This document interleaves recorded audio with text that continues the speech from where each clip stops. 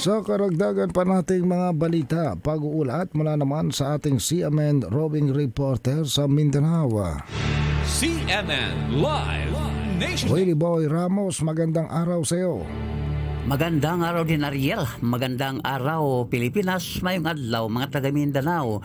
Nilinaw ng Police Regional Office Region 11 ang tungkol sa mga pulis na nakahimpil sa Davao City International Airport nitong nagdaang araw, kung saan kumalat sa social media na inaabangan ng mga kapulisan si dating Pangulong Rodrigo Duterte upang arestuhin. Ayon kay Police Regional Office Region 11 spokesperson Police Major Catherine Dillary, totoong may mga pulis nga mula sa Regional Mobile Force Battalion sa paliparan, pero ang misyon ay hindi upang arestuhin si Duterte kundi isang SIMEX o simulation exercises ang presensya.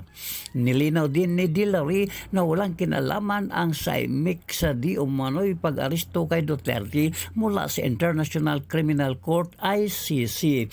Una nang nagpahayag si Police Captain Hazel Caballero Tuason, spokesperson ng Davao City Police Office, na walang operasyon ang PNP Davao para arestuhin si Duterte, at dagdag paglilinaw ni Tuason na wala silang natanggap na warrant of arrest mula sa ICC.